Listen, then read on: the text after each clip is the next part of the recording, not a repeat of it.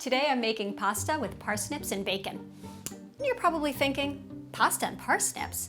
Because honestly, root vegetables are not the first thing that come to mind when you think of making a sauce for pasta, but it's the middle of winter and parsnips add such good sweet flavor to the pasta with the bacon that I say, time to think of something new. So for my parsnips, I'm gonna peel them and then I'm gonna roast them. And you're probably thinking, why would you roast them if you're gonna be cooking a sauce? But roasting the parsnips is going to add this other layer of caramelized flavor, and it just makes them even sweeter than they are. And by the way, parsnips are super sweet. All you parsnip doubters out there, you have to give them a chance. And then after I peel them, I'm gonna cut them up into little cubes, because the more surface area you're exposing to the heat, the more caramelization you're gonna get, and then the sweeter they taste.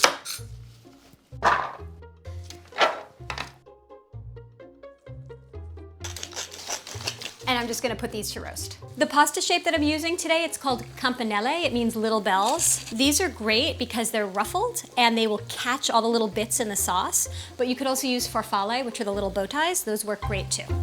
This is important. You need a lot of salt for your pasta water because this salt is what's gonna season the pasta all the way on the inside.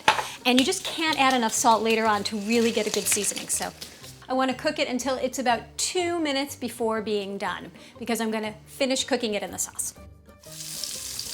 You can use either bacon or pancetta here. You're probably thinking, oh, pancetta is going to be more authentic, but for this dish, bacon is a little bit better because it has a smoky flavor, which is so nice with the parsnip.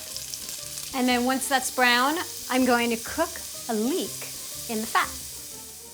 I've left about a tablespoon, just enough to coat the bottom of the pan. When the leeks are soft and they're golden in places, this is when I'm gonna add my heavy cream. And I'm gonna put my bacon back in the pan. This is an important step, so don't skimp on the reducing of the cream, because what you're doing is you're evaporating the water content and the cream is getting thicker, and that's what makes it a nice thick sauce. See how it's a little bit golden? That's what you're looking for.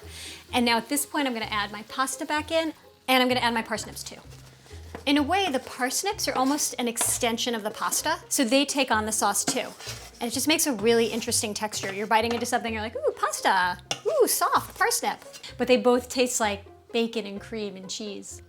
Parmesan and parsley. And that's it, I'm gonna just plate it up here. Just gonna finish it with a little bit of pepper. It's so rich, it's gonna need that peppery bite.